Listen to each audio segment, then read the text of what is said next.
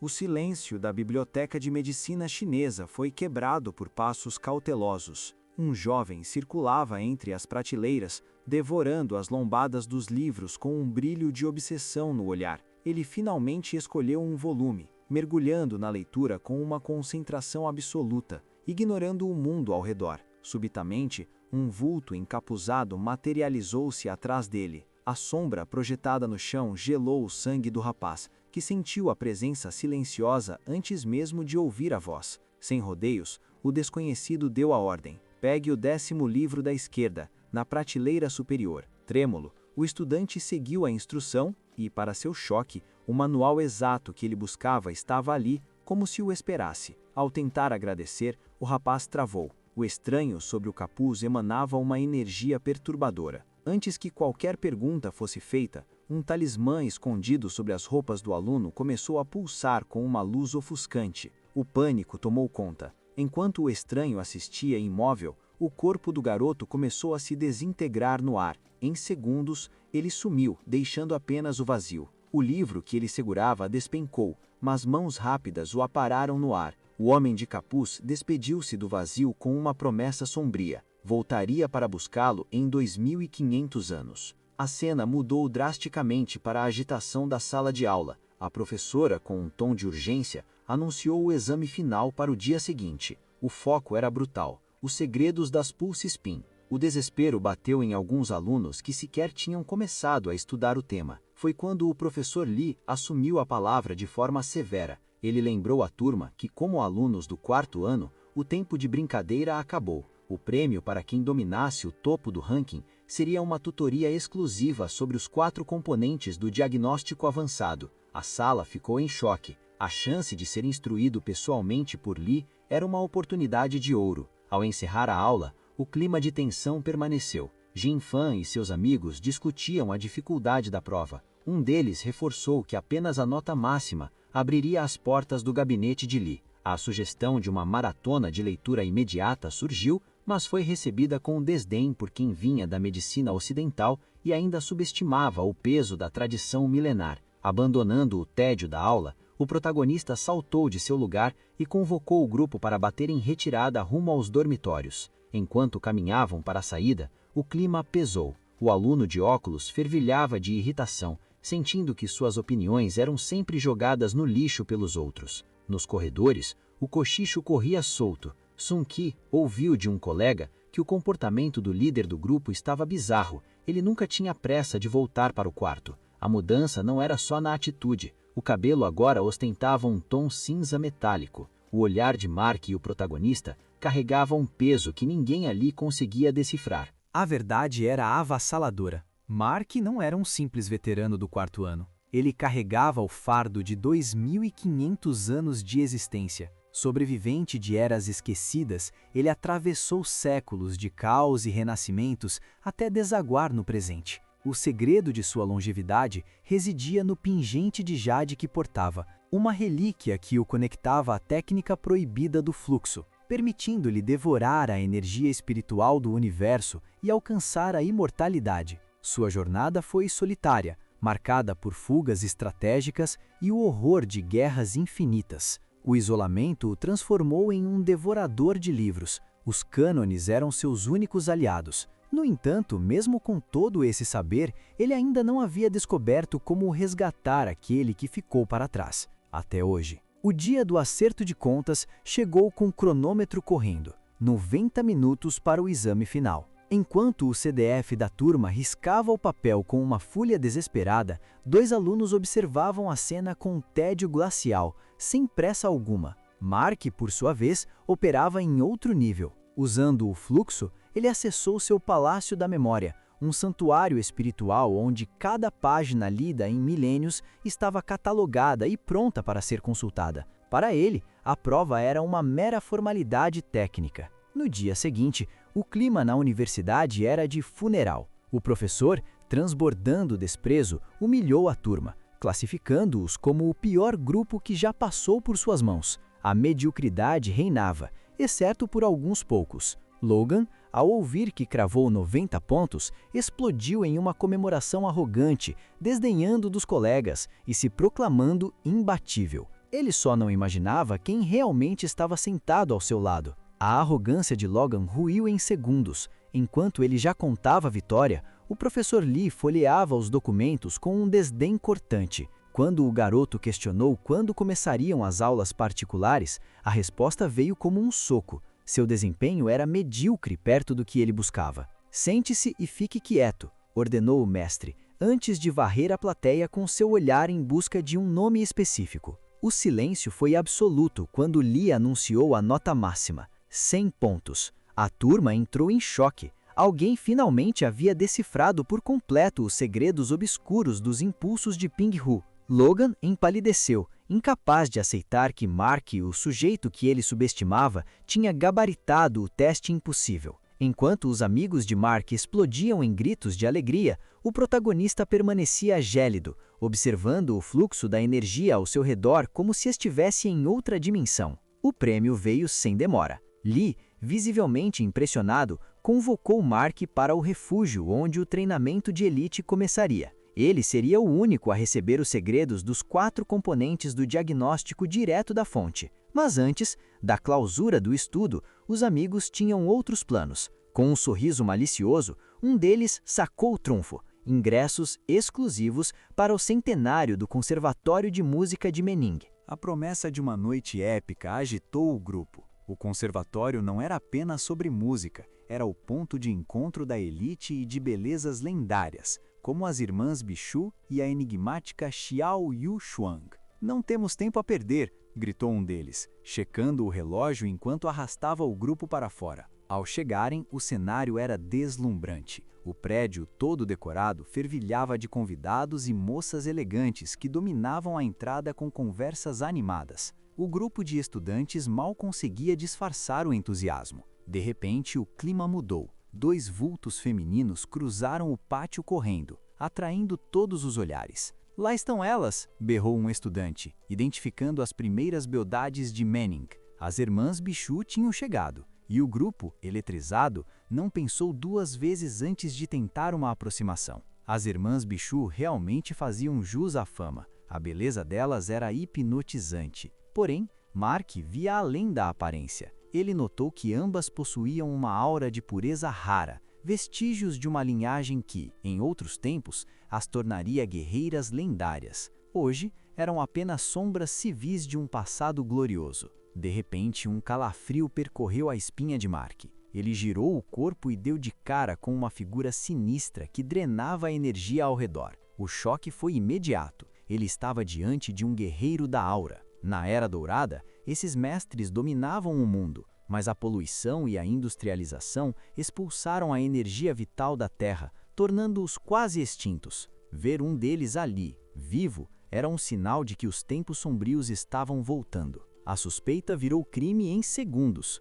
O suposto guerreiro não buscava honra, mas o lucro fácil. Com um movimento veloz, ele arrancou a bolsa de uma das irmãs e disparou. O choque foi geral. Ninguém esperava que um portador de tal poder se rebaixasse a um furto comum. As irmãs não ficaram paradas. Enquanto uma corria atrás do bandido com uma fúria cega, a outra, confiante, ordenou que buscassem reforços imediatamente. A situação escalou rápido. A irmã mais nova, conectada às autoridades, acionou o suporte policial, enquanto Mark observava tudo, percebendo que o jogo era muito mais perigoso. Ele sabia que o Esquadrão K, uma unidade de elite de usuários de aura, estava envolvido. A perseguição terminou em tragédia dentro de um prédio sombrio. A irmã que perseguia o ladrão encontrou apenas o silêncio, antes de ver a outra caída, inconsciente. O medo gelou seu coração. Antes que pudesse reagir, o agressor, oculto nas sombras,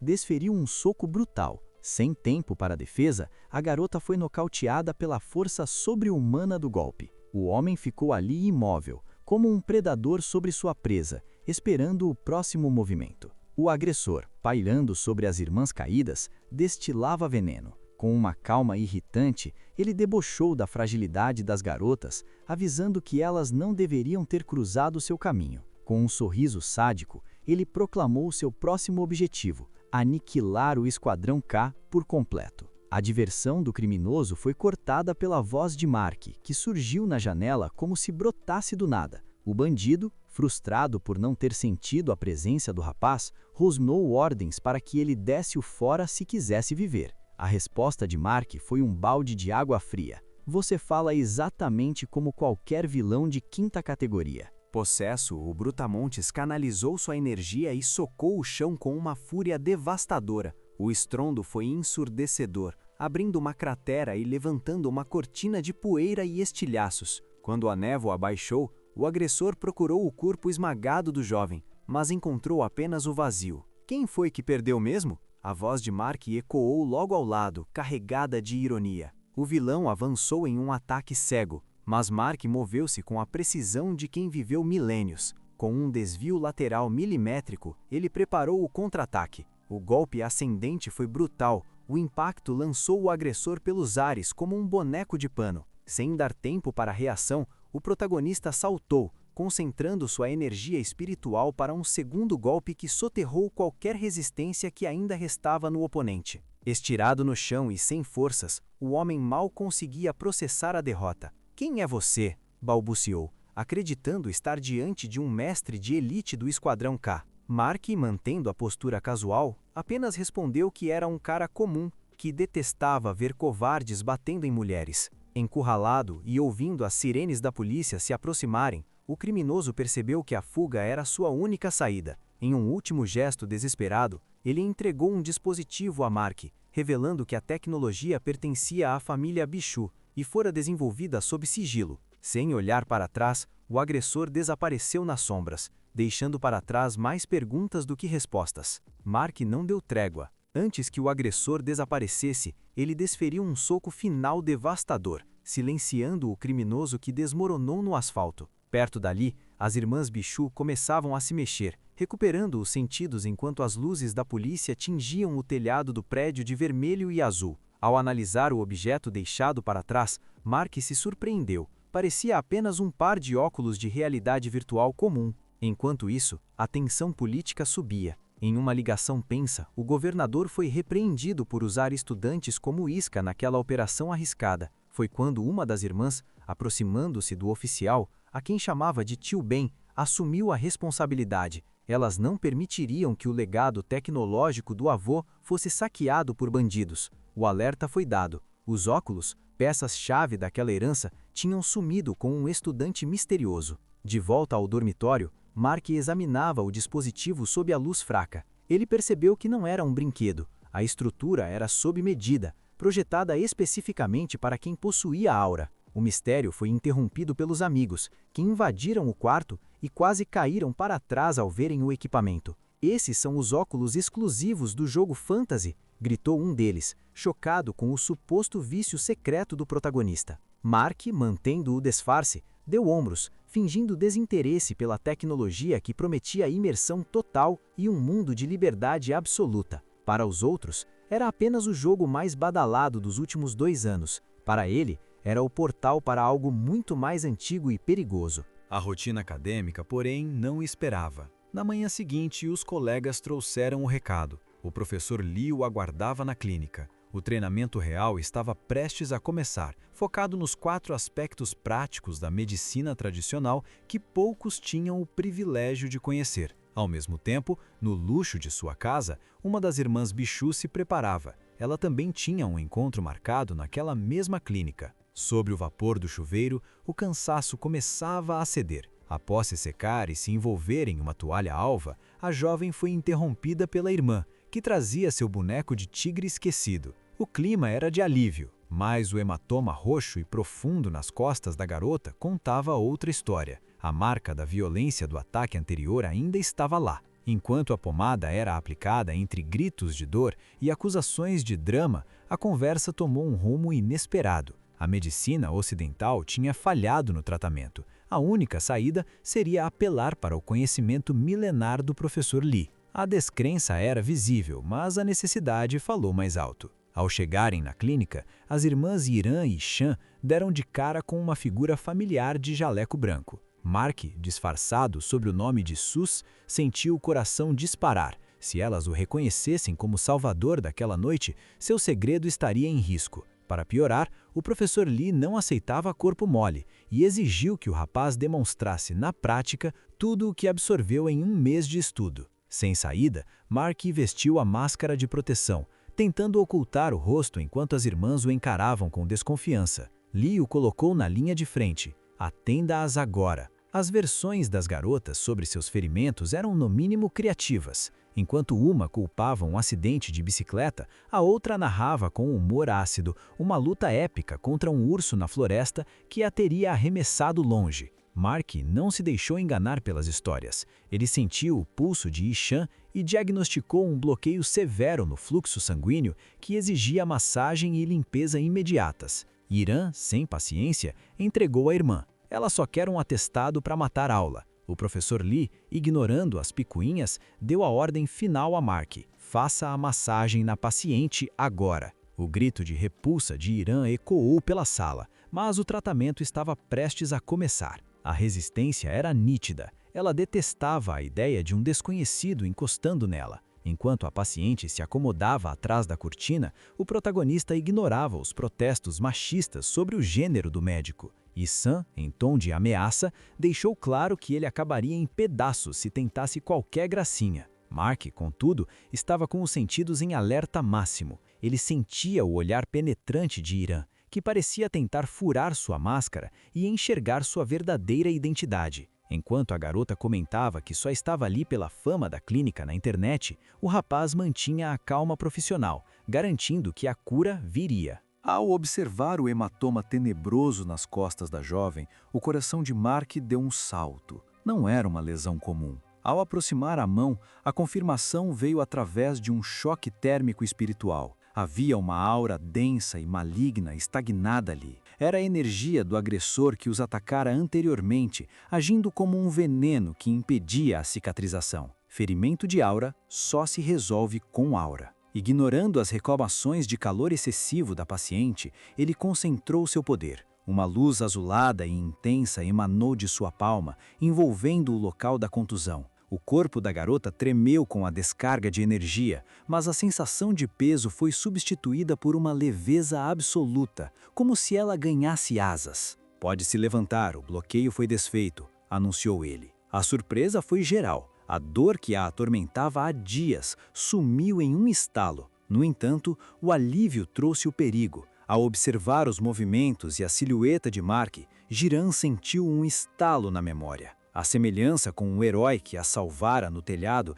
era impossível de ignorar. Antes de sair, ela lançou a pergunta fatal: "Nós já nos encontramos antes?" Mark esquivou-se com o silêncio médico. Na recepção, a pequena Gizan já esperava com sua energia caótica, querendo saber detalhes do atendimento e provocando o doutor com uma careta, sem imaginar que estava diante de um imortal. O alívio foi imediato quando a garota recuou, admitindo que o confundira com outra pessoa. Mark manteve a fachada de médico comum, desejando-lhes uma viagem segura enquanto as via cruzar a saída. Mas a paz durou pouco. Um brilho branco e fugaz cortou o cenário, revelando que as irmãs continuavam na mira de olhos perversos. Sem perder tempo, ele seguiu o rastro de energia até um beco imundo. Lá, o agressor do incidente anterior o aguardava, bufando de raiva por ter seu plano interrompido novamente. "Desta vez vai ser diferente", rugiu o Brutamontes.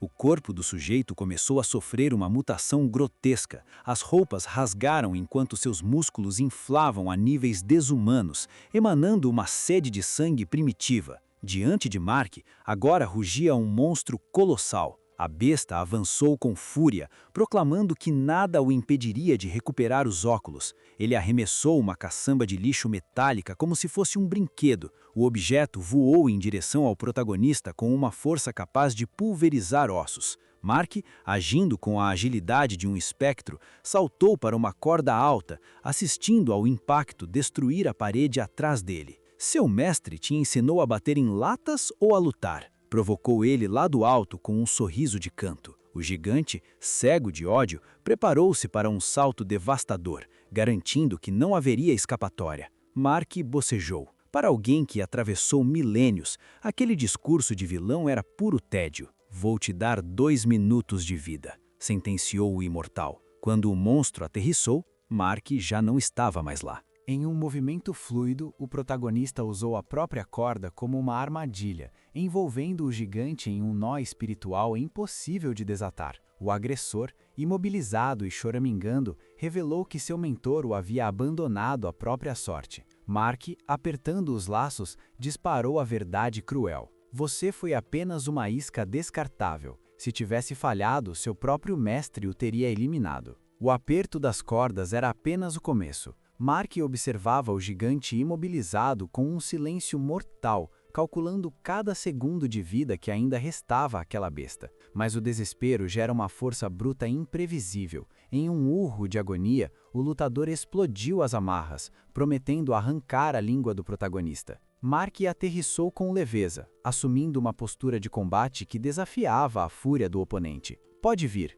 provocou. Quando o soco colossal veio em sua direção, o imortal não recuou, apenas estendeu um dedo, tocando pontos vitais com uma precisão cirúrgica. Seu tempo esgotou, sentenciou friamente. O efeito foi imediato e aterrorizante. O corpo do monstro começou a colapsar, encolhendo e tremendo, enquanto a energia instável o devorava por dentro. O gigante ruiu, tornando-se um homem exausto e trêmulo que implorava pela morte. Mark o ergueu pelo pescoço, mas não para matá-lo. Ele tinha planos maiores, pretendia drenar e converter aquela aura caótica para si. "Há quanto tempo você pratica essa técnica imunda?", questionou Mark. O tom era de quem falava com um aprendiz medíocre. Ao ouvir que o garoto treinava há apenas um mês, o protagonista ordenou que ele mostrasse as mãos e a língua. O lutador, ainda rebelde, rosnou que não era um animal, mas Mark o ignorou, virando-o de costas e começando a desembaraçar os nós de energia que fritavam os nervos do rapaz. A confusão tomou conta do agressor. Por que aquele que o derrotara estava agora salvando sua vida? Mark explicou que a aura inflada artificialmente pelo seu mestre estava na verdade transformando seus órgãos em farelo. "O que esses óculos têm de tão especial para você se destruir desse jeito?", pressionou. O rapaz, dividido entre a lealdade e a dor, jurou que não trairia seu mentor, mas Mark já havia começado o processo de limpeza, massageando as costas do jovem com o punho para expulsar o veneno espiritual. A escassez de aura no mundo moderno transformou o autoaperfeiçoamento em uma lenda urbana. Sem ervas espirituais, a maioria desistiu, mas sob a pressão do punho de Mark, o rapaz abriu o jogo. Existe um novo mundo, um refúgio com recursos infinitos, onde a técnica da reencarnação eterna está escondida. O segredo? O jogo fantasy. Os óculos especiais não são um acessório, são a chave mestra para acessar essa realidade paralela. Após a limpeza espiritual feita por Mark, o lutador se levantou renovado, sentindo poderes que nunca imaginou possuir. Grato, ele tentou recrutar o protagonista, sugerindo que juntos dominariam os outros guerreiros de aura. Mark, cínico e experiente, cortou o papo furado. Sabia que era uma armadilha para levá-lo ao mestre do garoto. Com uma ameaça gelada, deixou claro que o rapaz só continuava respirando porque ainda não tinha cruzado a linha final. No silêncio do seu quarto, Mark ignorou as mensagens dos amigos que saíam para a curtição. Sua mente estava no futuro, no peso de ser útil a um mundo decadente. Contudo, o mistério dos óculos era magnético. Ele os vestiu e a transição foi instantânea. O sistema processou a identidade e, em segundos, Mark foi arremessado para dentro de fantasy. O realismo era sufocante, o cheiro de grama úmida e o estalar de galhos invadiram seus sentidos. Ele não era mais apenas um estudante, uma espada colossal pesava em suas costas. A paz durou pouco. Das sombras da mata fechada, um predador de olhos flamejantes surgiu. Um javali selvagem, transbordando fúria digital, preparava o bote. O imortal agora teria que provar que suas habilidades milenares funcionavam também no código binário. A fera não era um amontoado de pixels. O javali exalava uma fúria tangível enquanto investia como um tanque em direção ao protagonista. Mark, estranhando o atraso do sistema em processar o combate, não esperou. Com a frieza de quem já enfrentou exércitos reais, ele sacou a espada colossal e, num arco de aço e precisão, fatiou o animal em pleno movimento. Barulhento demais, resmungou para a carcaça, mas o silêncio não durou. O estalar de galhos revelou uma emboscada. Uma horda completa de javalis selvagens o cercava. Sem perder a calma, Mark transformou o local em um matadouro, dizimando o bando com golpes que mal podiam ser seguidos pelo olho humano. Enquanto isso, em outro ponto da floresta, as irmãs Iran e Ishan mostravam suas garras. Ishan, empunhando seu arco com maestria, finalizava suas presas enquanto discutia o desenrolar do caso dos óculos roubados com a irmã. O detetive Vanuian já havia mobilizado todo o contingente, algo que cheirava a exagero ou desespero. Foque nos monstros, alertou Iran, vendo a irmã se distrair com a burocracia do mundo real. Ao avançarem pela mata, as duas estancaram diante de uma cena macabra. Dezenas de carcaças de javalis espalhadas, todas mortas com um único golpe limpo e mortal. Quem fez isso? Perguntou Ishan, chocada com a eficiência do massacre. Iran, analisando os cortes, percebeu que não fora sorte,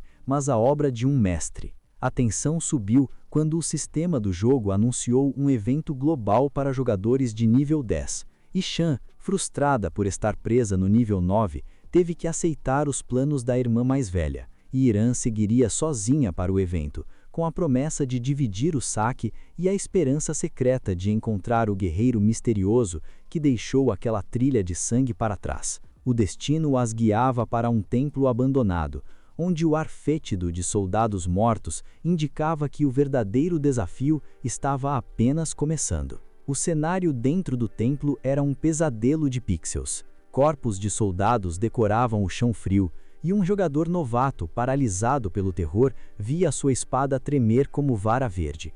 Ele não teve tempo de processar o horror.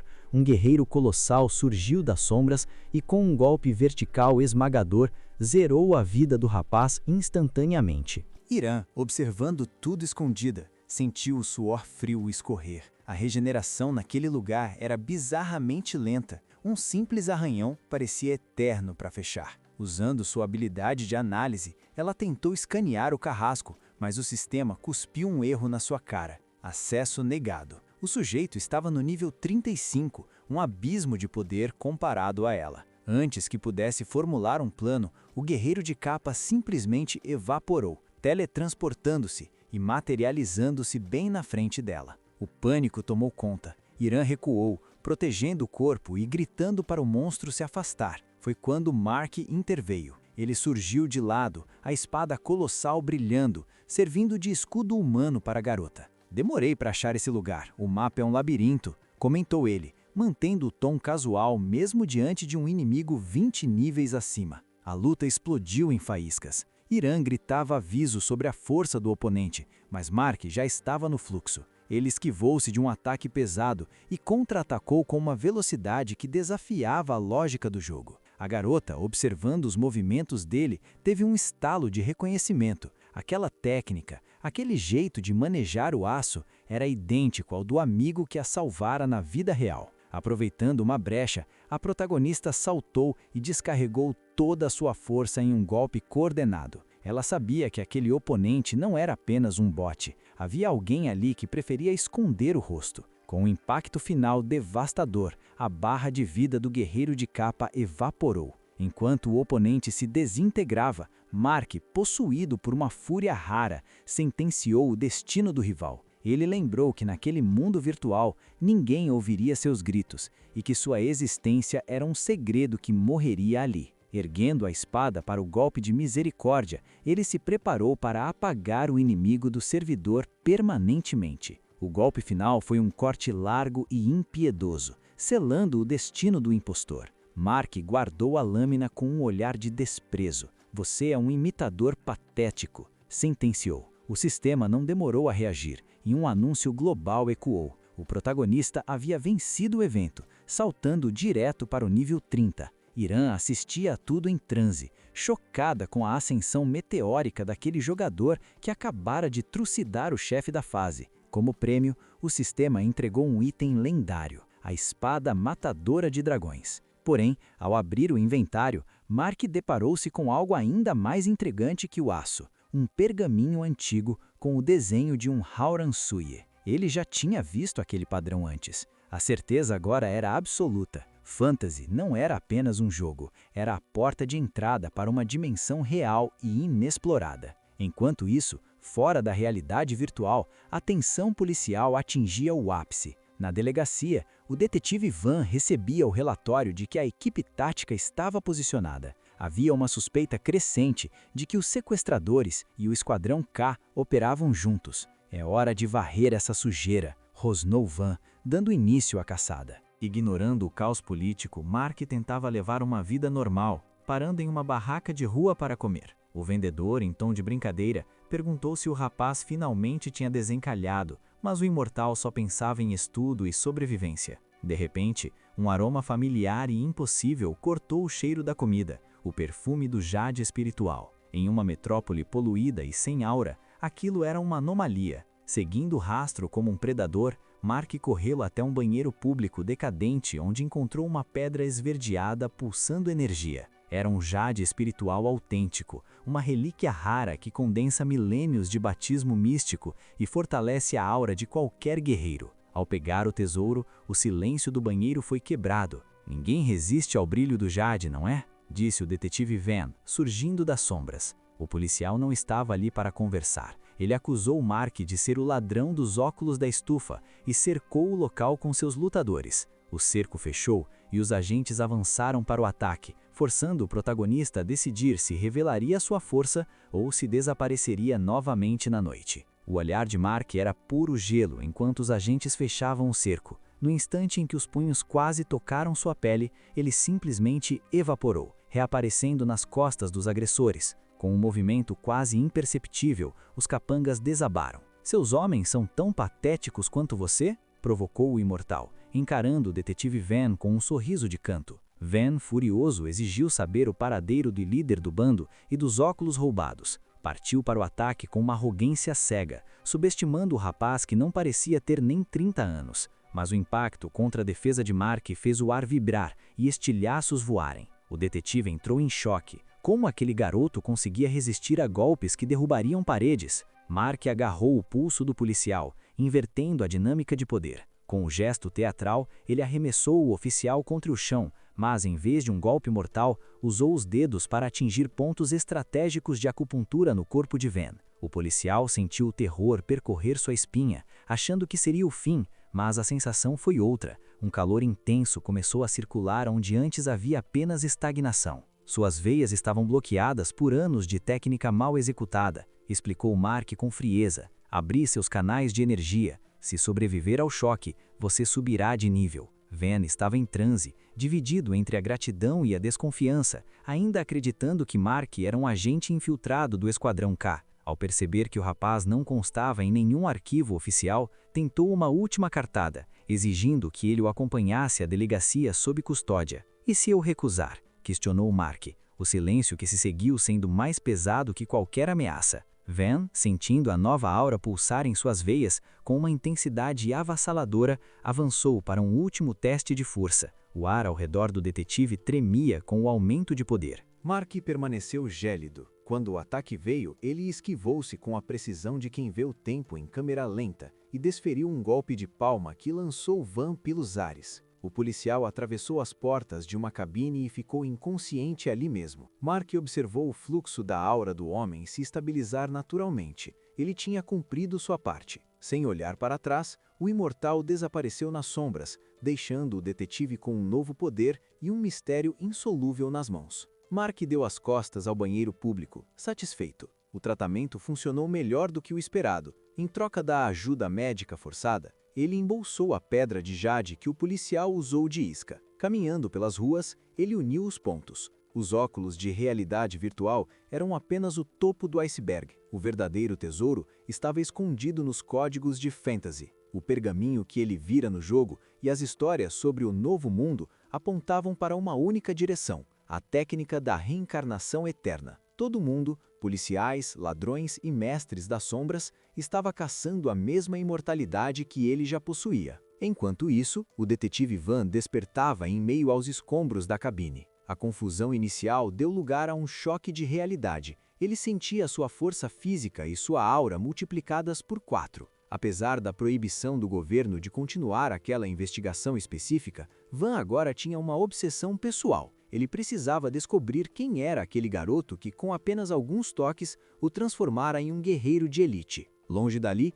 em um ambiente carregado de futilidade e sadismo, uma mestra implacável recebia seu discípulo. O rapaz estava apreensivo com o sumiço de Mauzi, mas a mulher, com um sorriso gélido, garantiu que seus rastreadores já haviam feito o trabalho. A benevolência dela era apenas uma fachada. Assim que o aluno saiu da sala, a máscara caiu. "Iniciem os testes em animais", ordenou ela, revelando que Mauzi não seria resgatado, mas sim usado como cobaia em experimentos humanos brutais. Sem um pingo de remorso, ela finalizou um subordinado ferido com um golpe seco, focando no que realmente importava: o pergaminho perdido que guardava as coordenadas do novo mundo. De volta ao dormitório, Mark observava os amigos mergulhados na realidade virtual. O que para eles era diversão, para seus olhos treinados, era um ritual. Ele percebeu que o jogo estava induzindo os jovens a praticarem técnicas de respiração milenares, acumulando aura de forma inconsciente. O jogo não estava apenas simulando um mundo, estava transformando uma geração inteira em receptáculos de energia espiritual. Mark segurou o jade espiritual e sentiu a energia vibrar. Ao ativar a pedra, o quarto desapareceu, dando lugar a uma visão transcendental. Ele estava no centro de uma biblioteca infinita em seu próprio palácio da memória. Um feixe de luz amarela desceu sobre ele, fundindo o conhecimento milenar com os dados do jogo. Ao abrir uma gaveta mental, o pergaminho e a pedra brilharam em sintonia, revelando que o padrão Hauré não era apenas um desenho, mas a chave para um reino secreto. Subitamente, um mapa virtual gigantesco se desdobrou diante de seus olhos. O sistema confirmou. Ele havia descoberto a localização da Floresta do Norte. O choque veio em seguida. Mark percebeu que aquele mapa estava sendo transmitido diretamente para sua mente por alguém que o monitorava. Sem hesitar, ele aceitou o desafio e mergulhou na simulação, materializando-se entre as árvores colossais da região proibida. A recepção não foi amigável. Sentindo a presença de intrusos, Mark golpeou uma árvore e partiu uma rocha ao meio com um único movimento de sua espada, revelando espiões que se escondiam como ratos. "Saiam das sombras agora!" ordenou. O líder dos mercenários, vendo-se descoberto, autorizou o abate. "É só um garoto, acabem com ele!" gritou para os subordinados. Mark não deu tempo para o cerco fechar. Ele invocou sua habilidade elemental de fogo e chamas intensas explodiram ao seu redor, incinerando a vegetação e os oponentes em um turbilhão devastador. Quando a fumaça baixou, apenas o chefe dos mercenários restava de pé, empunhando um porrete massivo e bufando de frustração. "Sempre tenho que fazer o trabalho sujo", rosnou o Brutamontes, exigindo o pergaminho. Com o olhar gélido e a paciência esgotada, Mark apontou sua lâmina flamejante. "Você escolheu o dia errado para me dar ordens", sentenciou, avançando como um cometa em direção ao último inimigo. O combate atingiu um nível de crueldade que Mark não podia ignorar. Com a lâmina em riste, ele condenou a tática do inimigo. Transformar seres humanos em bombas vivas era uma abominação.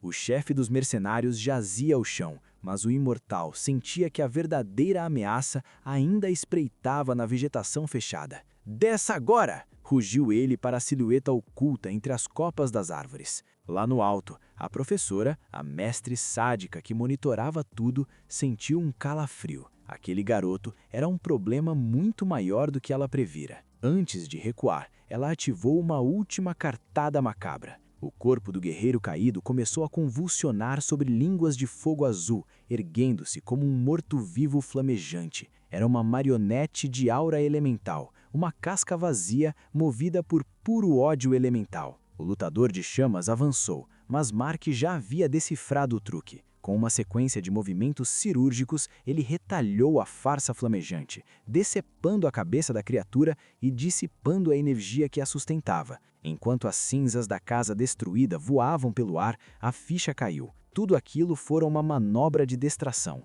Enquanto ele lutava contra as sombras, os verdadeiros cabeças da organização batiam em retirada. Subitamente, uma flecha de precisão absurda cruzou o campo de batalha, eliminando um retardatário que tentava um ataque furtivo contra Mark. No visor do sistema, surgiu uma mensagem de Girambicho. Agora estamos quites. Ao longe, a herdeira da família Bittio guardava seu arco, observando Mark com uma mistura de respeito e desconfiança. Ela não entendia como um estudante comum sabia tanto sobre o pergaminho sagrado, ou como conseguia dizimar um esquadrão tático sozinho. Decidida a não deixar pontas soltas, Giran contatou o detetive Van pelo canal criptografado do sistema. O alvo foi atacado por um grupo coordenado, relatou. A resposta de Van foi imediata e carregada de urgência. O comando já estava monitorando a situação e, mais importante, haviam finalmente localizado o rastro do ladrão original dos óculos. A engrenagem da justiça ou da vingança começou a girar. Estamos iniciando a operação de captura. Mantenha a posição e priorize sua segurança, ordenou o líder. Giran sorriu. O cerco estava se fechando e a verdade por trás do novo mundo estava prestes a ser arrancada das sombras. No interior de um armazém caindo aos pedaços, o clima era de puro ódio. Um capanga cuspindo fogo arremessou os óculos de realidade virtual contra o concreto, xingando a incompetência de quem os trouxe. Mas a paciência da chefia havia esgotado. A mulher no comando cortou o drama. Esqueça o garoto. As ordens mudaram. Ela deixou claro que se não trouxessem dados reais, os próprios clientes os entregariam de bandeja para a polícia. O jogo agora subira de nível. O objetivo era espionagem de Estado. A tensão explodiu quando o informante entrou na sala trazendo documentos. Temendo que o sujeito desse alguma desculpa esfarrapada, a chefe agiu com uma brutalidade gelada. Ela o imobilizou e com um sorriso macabro sentenciou: a criança mais obediente é aquela que não respira. Sem hesitar, forçou o rapaz a engolir uma esfera vermelha saturada de veneno. Enquanto as toxinas começavam a corroer o traidor por dentro, ela assistia ao fim de sua utilidade com um prazer doentio. Longe da carnificina, Mark guardava o celular após ler o texto de Giran Bicho. Estamos quites, dizia a mensagem. Ele sorriu. Ela era, sem dúvida, uma aliada implacável, mas o momento de paz foi interrompido por um vulto que surgiu em suas costas. Fique quieto, ordenou a voz. Um distintivo brilhou na penumbra. Era o detetive Van. Você está preso, por roubo, anunciou o policial. Mas o tom não era de acusação, e sim de convocação. Para a surpresa de Mark, a prisão o levou direto para o refeitório da universidade. Ali, entre mesas e cadeiras comuns, Van pressionou um botão oculto na parede. Um mecanismo milenar e tecnológico se ativou, revelando uma passagem secreta. Eles desceram até as profundezas do prédio, onde portas blindadas protegiam o coração da inteligência policial. Ao cruzar o limiar da base secreta, Mark parou, estupefato. As paredes não estavam cobertas de mapas ou códigos, mas de desenhos detalhados de inúmeras garotas. O imortal, que já viu de tudo em milênios, sentiu um calafrio. O que a polícia realmente estava investigando ia muito além de óculos roubados. Parecia um catálogo de alvos para algo muito mais sinistro, que envolvia a linhagem das portadoras de aura. O ambiente parecia mais o quarto de um aficionado por cultura pop do que uma delegacia. Mark circulou pela sala cercado por estatuetas e fotos de garotas, tentando entender se aquilo era uma central de inteligência ou um santuário nerd. No centro de tudo, o detetive-chefe Wang o aguardava. Com um sorriso irônico, Mark o confrontou sobre o roubo dos óculos, mas Wang nem se deu ao trabalho de negar as aparências. Ele tinha algo maior para mostrar. Ao apertar um comando na parede, uma vidraça revelou um ginásio subterrâneo fervilhando de atividade. Mark travou ao reconhecer seus próprios vizinhos de dormitório ali embaixo. O chefe explicou a jogada. Os óculos de realidade virtual serviam para garimpar talentos dentro do jogo fantasy. Lá, sem saberem, os jovens praticavam técnicas de respiração que despertavam a aura em seus corpos, transformando estudantes comuns em soldados de elite. A conversa foi interrompida quando Wang entregou um celular a Mark. Do outro lado da linha, uma voz infantil e trêmula suplicava por socorro. A menina afirmou que o monitorava há tempos e fez uma oferta impossível de recusar. Ela revelaria a localização exata do reino secreto se ele a ajudasse a aniquilar o esquadrão que a caçava. Sem pestanejar, o imortal aceitou o trato. O rastro o levou a mais um armazém imundo. Lá dentro, o sadismo imperava. Um grupo de capangas espancava brutalmente um prisioneiro, preparando-o para ser entregue à mestra. O homem, já sem forças para se defender, recebia golpe atrás de golpe, até que Mark surgiu das sombras, interrompendo o massacre com um olhar gélido. Finalmente nos encontramos, disparou ele para os agressores. O prisioneiro, ao ver a silhueta de Mark, sentiu uma onda de esperança, acreditando que seu irmão finalmente chegara para o resgate. Com movimentos que os olhos humanos mal podiam processar, o protagonista varreu os combatentes, lançando-os contra as paredes como se fossem feitos de papel. Com a área limpa, ele se aproximou do homem caído, querendo respostas imediatas sobre quem era o próximo alvo daquela organização maldita. O terror tomou conta do prisioneiro, que balbuciou sobre a traição do mestre antes de implorar: "Precisamos achar o Xiao agora!" Mark não perdeu tempo. Ele subiu as escadas num impulso, invadindo os cômodos até estancar diante de uma porta entreaberta. O que encontrou lá dentro faria o estômago de qualquer um revirar. Xiao estava jogado no chão, uma carcaça pálida e sem vida. Ao examinar o corpo, Mark sentiu o rastro da atrocidade. Injetaram aura e drogas experimentais no garoto, apenas para em seguida drenarem cada gota de sua energia vital até o osso. O destacamento K não estava apenas vigiando, eles estavam colhendo vidas. Em um surto de desespero, o amigo de Xiao sacou uma caixa de comprimidos, o remédio fornecido pela professora, e tentou empurrá-los goela abaixo do garoto inconsciente. Mark agiu como um raio, travando o braço do rapaz com uma força bruta. "Para com isso, seu idiota!" rugiu. Com o olhar carregado de desprezo pela ingenuidade alheia, ele revelou a verdade cruel. A professora nunca foi uma mentora. Aqueles comprimidos eram o veneno que selava o destino das cobaias. Vocês não passam de ratos de laboratório para ela, sentenciou Mark. O mundo do jovem desabou. Ele caiu de joelhos, vendo a caixa de pílulas se espalhar pelo chão sujo enquanto a ficha caía. O professor que eles admiravam os via como lixo descartável. Mas Mark não estava ali para lamentar. Ele sentia um resquício quase invisível de pulsação. Xiao estava no limite, mas o fio da vida ainda não havia rompido. Ele ainda pode ser salvo, afirmou com uma confiança gélida. Diante do olhar incrédulo do amigo, o imortal sorriu com um toque de ironia. Sorte a dele que eu andei estudando medicina chinesa com o melhor. Sem hesitar, ele começou as manipulações de aura, preparando-se para costurar a alma do garoto de volta ao corpo. Uma aura mística envolveu o ambiente, e Mark acessou instantaneamente as profundezas do seu palácio da memória. Como uma biblioteca infinita desdobrando-se no ar, ele buscou a fórmula exata. Precisava sintetizar a essência de ossos de dragão, flor de tutano e a erva da esperança. Concentrando sua energia entre as palmas, ele moldou a matéria espiritual até que uma pílula carmesim, perfeita e brilhante, flutuasse diante de seus olhos. Sem perder tempo, o comprimido foi colocado na boca de Xiao. O efeito foi imediato e visceral. Um brilho dourado percorreu as veias do garoto pálido, devolvendo-lhe o calor e a cor. Ao abrir os olhos, confuso, Xiao foi recebido pelo abraço desesperado do irmão. Mark, porém, não deu espaço para celebrações. Ele está vivo, mas ainda é frágil. Agora desembucha. Onde está aquela professora maldita e o que vocês escondem na delegacia? Exigiu com autoridade. A resposta foi interrompida pelo estrondo das portas.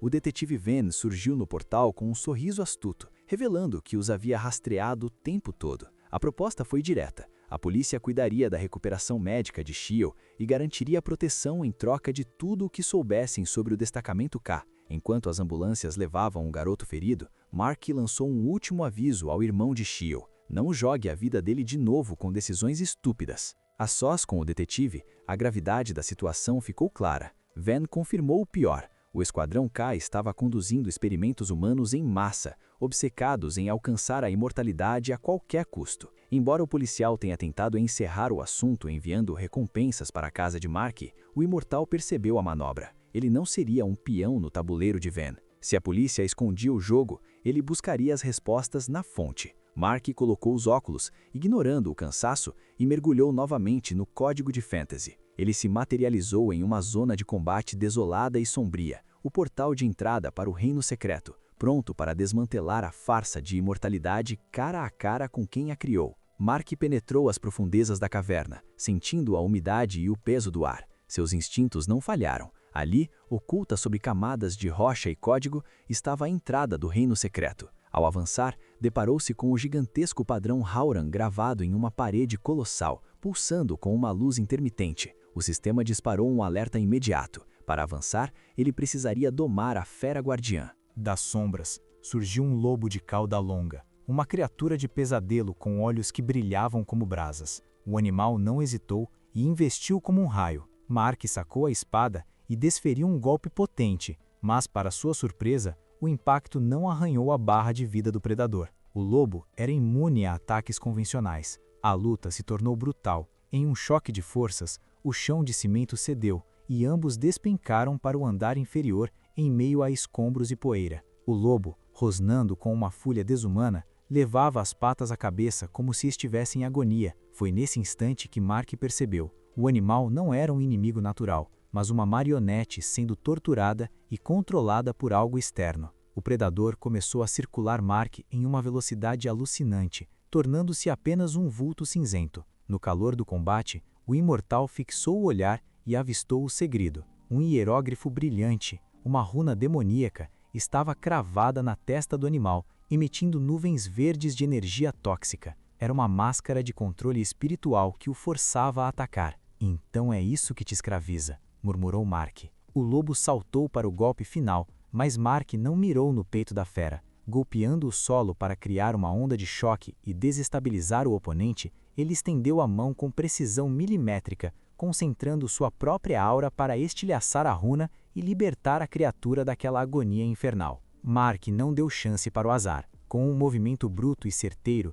ele avançou contra a fera e cravou os dedos na máscara que a escravizava. "Controlar os outros é coisa de covarde", rosnou, arrancando o artefato de um só golpe. O objeto se estilhaçou sob a pressão de sua mão, e o lobo, banhado em sangue, mas finalmente livre, desabou no chão, exausto e cego pela súbita liberdade. O silêncio tomou a caverna até que o predador, agora dócil, recuperou os sentidos. Mark aproximou-se e, ao tocar a pelagem densa, impressionou-se com o realismo daquela criatura digital. O sistema confirmou a domesticação, mas o que aconteceu a seguir desafiou até a lógica de um imortal. Sob seu toque, o corpo do lobo começou a brilhar e a encolher, transmutando-se até que no lugar da fera surgiu uma garotinha de cabelos loiros e olhar perdido. O choque foi imediato. "Se a polícia me pega com uma criança dessas aqui, estou frito", pensou ele, já prevendo a confusão. Sem hesitar, Mark despiu o próprio casaco e envolveu a pequena para protegê-la. A menina, sem dizer uma palavra, correu em direção à parede da caverna e pressionou a pequena palma contra a rocha. Um padrão luminoso colossal, a marca do povo da Arca, incendiou o ambiente com uma aura ancestral. As inscrições não deixavam dúvidas. Aquela garota era uma besta divina, uma remanescente do lendário povo da Arca, habitantes do norte de Araona, conhecidos pelos cabelos brancos e poderes latentes. Mark sentou-se ao lado dela, absorvendo a revelação. Havia uma conexão intrínseca entre os Hauran e esse povo esquecido, uma verdade que o detetive Wang jamais revelaria e que nem mesmo os prisioneiros do laboratório conheciam. Ali, diante daquela criança silenciosa, ele percebeu que tinha encontrado a única bússola capaz de guiá-lo pelo reino secreto. Mark percebeu que precisava de aliados de peso. Encontrar a elite dos Bichu pessoalmente era quase impossível para um estudante comum, então ele apelou para o canal mais direto. Enviou uma mensagem privada para Jiran através do sistema de fantasy. Enquanto isso, a realidade fora do jogo era puro caos. Jiran e a inspetora-chefe da região leste, Zheng Shen, cruzavam a estrada em alta velocidade. Zheng, uma figura poderosa e influente, repreendia a amiga por quase ter se matado na operação contra o Esquadrão K, oferecendo montanhas de jades espirituais para que ela desistisse daquela loucura. O clima de amizade e as promessas de treinamento intensivo foram interrompidos por um estrondo ensurdecedor. Uma explosão devastadora atingiu o veículo, arrancando parte da lataria e lançando-o em chamas para o acostamento. Um agressor armado avançou contra os destroços, esperando encontrar cadáveres, mas o interior do carro estava vazio. "Olhando para o lugar errado, idiota!", ecoou a voz de Zheng Shen. A inspetora já estava fora do veículo, protegendo a menina nos braços. O atacante, furioso, exigiu a entrega da garota, mas Zheng apenas sorriu com um deboche mortal. Quando o lutador tentou avançar, o ar estalou com uma descarga elétrica. Antes mesmo que o inimigo pudesse processar o movimento, correntes de raios azuis envolveram seu corpo, congelando-o no lugar. A força de Zheng Shen era de outro nível. Com um único gesto, ela reduziu o oponente a um prisioneiro trêmulo e eletrocutado. Com um olhar predatório e um sorriso que não chegava aos olhos, ela se aproximou do agressor paralisado. "Agora", sussurrou a inspetora, "você vai me explicar por que está tão desesperado para colocar as mãos nessa criança ou eu vou fritar o que restou do seu cérebro." Jiran Bichu se viu imobilizado, enredado em uma trama espiritual que surgiu do nada. Enquanto ele tentava entender o paradeiro da garota, o criminoso, tomado pelo ódio, decidiu que não cairia nas mãos da lei sem lutar. O plano era desesperado, engolir a pílula azul e acabar com tudo. Mas o destino tinha outros planos. Um lampejo azul cortou o ar e arrancou o veneno da boca do sujeito antes que ele pudesse morder. A pílula voou direto para os dedos da inspetora. Com um olhar firme, Zheng Shen questionou se ele pretendia mesmo apelar para substâncias químicas. A resposta veio em forma de berros furiosos do agressor. A falta de juízo do rapaz deixou o inspetor boquiaberto. O jovem tentou justificar, dizendo que a técnica de tecer almas só servia para manipular a aura, por isso a ignorava. Convencido de sua superioridade, ele ameaçou aniquilar a garota com um só movimento, enquanto o inspetor assistia a tudo, mantendo uma calma satisfatória. Ela não segurou o riso diante da bravata. Sem aviso, a jovem desferiu um chute brutal que atingiu o agressor em cheio. O impacto foi tão seco que o grito dele ecoou enquanto a agonia subia pelo corpo. Ele desabou, nocauteado. Foi então que Jiran Bichu se aproximou para conferir o estrago. A surpresa tomou conta de Jiran. Aquele golpe derrubava até guerreiros da aura. O inspetor, exibindo um sorriso vitorioso, admitiu que o sujeito tinha se subestimado. A polícia logo apareceu, algemou o derrotado e o jogou na viatura. Mesmo com o fim do conflito, Jiran não escondeu o descontentamento com o destacamento K. Em meio aos destroços, o trabalho continuava. Questionada sobre a tal passagem, a moça ficou em silêncio. O inspetor, sabendo que as escutas registrariam cada palavra de qualquer forma, resolveu abrir o jogo. Ele revelou que Fantasy é, na verdade, um reflexo de uma dimensão paralela, o mundo das montanhas e dos mares, transbordando energia espiritual. Há anos, pesquisadores enviam exploradores para lá. O objetivo é claro: recrutar forças de elite para blindar as fronteiras contra a ganância estrangeira. O convite foi feito à garota, mas Jiran preferiu o silêncio. O inspetor sorriu, focado em terminar a limpeza daquela bagunça. Enquanto a amiga de Bichu comemorava, Jiran tomou uma decisão interna. Ela precisava da força de Zhang Shan para nunca mais ser vulnerável. Já no carro, uma notificação surgiu no jogo, um convite para treino de tiro. Alguém a esperava ansiosamente no mundo virtual, sem saber onde ela estava no mundo real. Dentro da mansão fortificada dos Bichu, a segurança era pesada. Homens de terno vigiavam cada canto. Tentando esquecer o caos, a protagonista buscou refúgio em um banho quente, mas a mente não parava. Ela se sentia dividida, sem saber como encarar quem a esperava. Um estrondo súbito interrompeu seus pensamentos. Ao se virar, alarmada, viu a irmã saindo do banho, apressada, enrolada apenas em uma toalha. Jiran caminhou cautelosamente, o coração martelando contra o peito enquanto abria a porta milímetro por milímetro. O medo era palpável. No chão do quarto, um vaso de flores estilhaçado explicava o estrondo, e a brisa que entrava pela varanda aberta denunciava o culpado. O vento forte tinha derrubado tudo, mas o alívio durou pouco. Um ruído suspeito surgiu às suas costas, gelando sua espinha. Antes que pudesse reagir, braços a envolveram e uma mão abafou seu grito. Em um instinto selvagem, ela girou a cabeça e cravou os dentes no dedo do invasor. O rapaz recuou, lutando para conter a dor enquanto Jiran se afastava com um olhar de puro desprezo. A tensão no ar era cortante. "Quem é você? E o que faz aqui?" Ela disparou, pronta para o pior. Foi nesse momento que a ficha caiu. Ela estava diante do médico. Ele rapidamente se identificou, tentando acalmar os ânimos após a recepção violenta. Ainda irritada, mas agora ciente de quem se tratava, ela mudou o tom para um sarcasmo ácido, perguntando o que diabos ele queria ali àquela hora. O protagonista travou. Como explicar que atravessara a cidade só porque ela não apareceu no encontro marcado no jogo? Seria humilhante admitir que estava preocupado com o sumiço dela no mundo virtual. A paciência de Jiran se esgotou. Ela pegou o celular, ameaçando chamar a polícia imediatamente se ele não abrisse a boca. Desesperado, o rapaz implorou por 1 minuto e, num movimento ágil,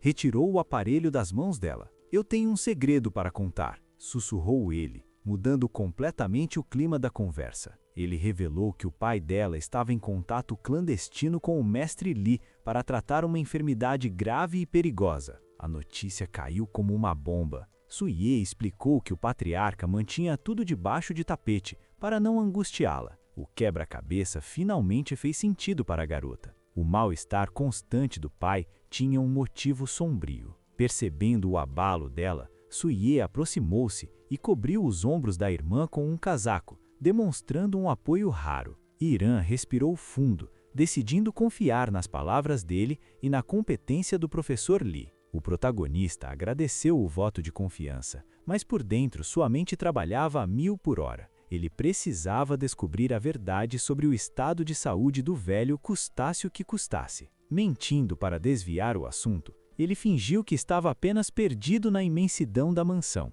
Aproveitando a deixa, Irã perguntou se ele queria ver os aposentos do pai. Ela o conduziu pelo corredor e apontou para a porta. Com um gesto rápido e preciso, ela trancou a entrada assim que ele passou. O protagonista, sentindo o clima mudar, virou-se tenso, apenas para ser cegado por uma luz forte. Irã segurava uma lâmpada como se fosse uma arma de interrogatório. O tom dela agora era gélido e autoritário. "Eu te reconheci por essa jaqueta", ela sentenciou, a voz subindo de tom ao acusá-lo de ter roubado os óculos. Sem dar tempo para explicações, ela avançou para golpeá-lo com um abajur pesado. Ele se esquivou por um triz, sentindo o vento do objeto passando rente ao rosto. Ele já suspeitava que aquela visita noturna não terminaria em um aperto de mãos cordial. O protagonista reagiu com reflexos de sobrevivência, bloqueando o golpe e puxando o abajur com força. A garota, agarrada ao objeto por puro pavor, foi puxada junto.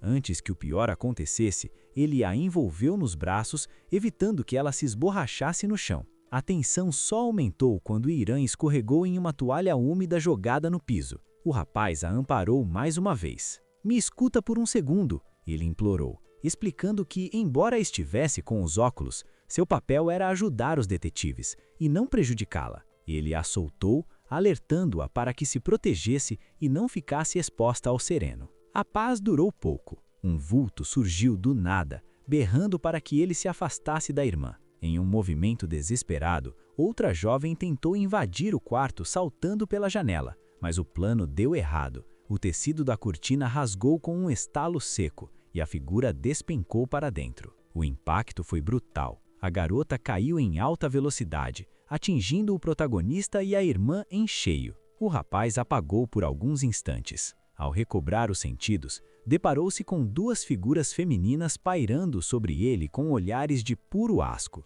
Elas não aceitariam um estranho ali de jeito nenhum. Tomadas pela fúria, as irmãs avançaram como feras. Entre gritos de pervertido, elas o imobilizaram e o cobriram de pancadas. Sem chance de defesa, o rapaz acabou amarrado e pendurado como um troféu, incapaz de mover um músculo enquanto uma delas brandia o braço para continuar o castigo. Ishan descarregou sua raiva com socos e chutes no prisioneiro, rotulando-o como a pior das pessoas. O massacre só cessou quando Irã interveio, estendendo o celular para a irmã. Ao ler as informações na tela, o choque foi imediato. A verdade sobre a missão dele estava ali, documentada. "Irmã, o detetive está falando a verdade", disse uma delas, o tom de voz mudando da agressividade para a surpresa. Sam, ainda empunhando um bastão, admitiu o erro, mas o protagonista, mantendo uma calma sobrenatural apesar de estar pendurado, apenas ouviu o veredito. O acordo foi selado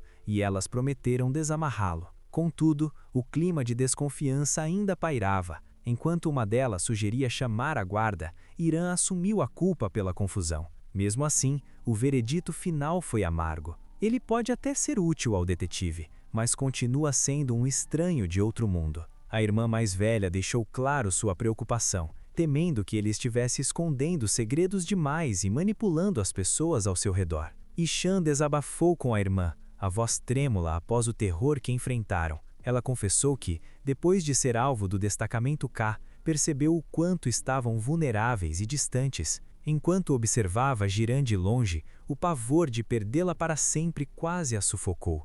As duas se abraçaram apertado, um refúgio em meio ao caos. Irã retribuiu o gesto, mas o peso da culpa a esmagava. Sentia-se a pior das irmãs por não ter protegido quem amava. Observando a cena, o protagonista finalmente entendeu o motivo do desencontro anterior. Ele comentou sobre o laço forte entre elas, antes de finalmente se livrar das amarras e encarar as garotas de pé, olho no olho. Mas a paz era frágil. Para choque de todos, uma das meninas, movida por um impulso súbito, agarrou um bastão com o pé e tentou um novo ataque. Zen gritou um alerta, temendo o pior, enquanto Jiran observava a cena em pânico. Com agilidade, o rapaz esquivou-se do golpe de madeira que cortou o ar. A agressora perdeu o equilíbrio e acabou se desculpando, sem jeito. Ele manteve a calma, justificando que a invasão foi um erro fruto do desconhecimento mútuo. Ian apontou o dedo para ele, sugerindo que a culpa ainda recaía sobre seus ombros. A dúvida surgiu. Como ele sabia que ela estaria conectada no jogo naquele exato momento? A resposta foi simples. Era o que haviam combinado. A revelação deixou a garota alemã boquiaberta, questionando se aquele encontro virtual era real. E Chama, ainda cética, analisou o rapaz de cima a baixo.